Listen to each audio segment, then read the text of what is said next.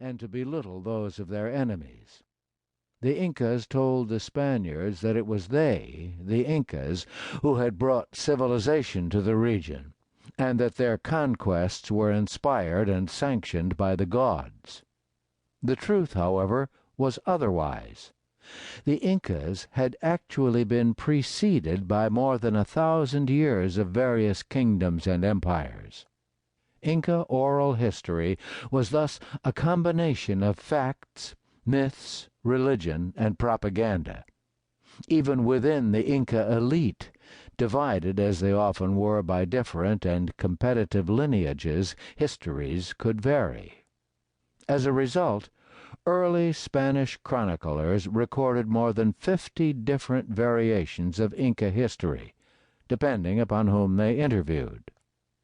The record of what actually occurred during the conquest is also skewed by the sheer disparity of what has come down to us. Although we now have perhaps 30 contemporaneous Spanish reports of various events that occurred during and within 50 years of the initial conquest, we have only 3 major native or half-native reports during the same period: Titu Cusi, Felipe Guaman Poma de Ayala, and Garcilaso de la Vega.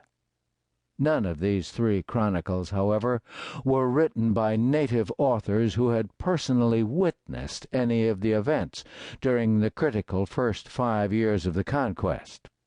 One of the earliest of these sources, in fact, a report dictated by the Inca emperor Titu Cusi to visiting Spaniards, dates from 1570, nearly 40 years after the capture of his great-uncle, the Inca emperor Atahualpa. Thus, in trying to determine who did what and to whom, the modern writer encounters a historical record that is inevitably biased.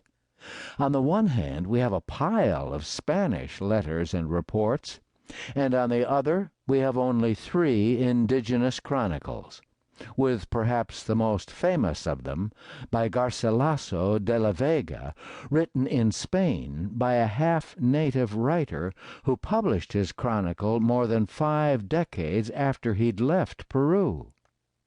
Of the Spanish records that have survived, there's a further barrier in trying to determine what happened. The Spaniards wrote most of their early reports in the form of documents called probanzas, or relaciones, which were largely written in an attempt to try and impress the Spanish king. The authors of these documents, often humble notaries temporarily turned conquistadors, were well aware of the fact that if their own exploits somehow stood out, then the king might grant them future favors, rewards, and perhaps even permanent pensions. The early writers of the Spanish conquest, therefore, were not attempting necessarily to describe events as they actually occurred, but were more inclined to write justifications and advertisements about themselves to the king. At the same time, they tended to downplay the efforts of their Spanish comrades. The latter were, after all, competitors for those self-same rewards. In addition, Spanish chroniclers often misunderstood or misinterpreted much of the native culture they encountered, while they simultaneously ignored and or downplayed the actions of the African and Central American slaves the Spaniards had brought along with them, as well as the influence of their native mistresses.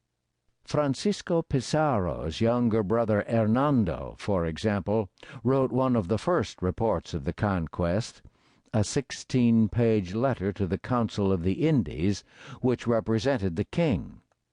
In his letter, Hernando mentioned his own accomplishments repeatedly, while mentioning the exploits of only one other Spaniard among the 167 who accompanied him, those of his elder brother Francisco.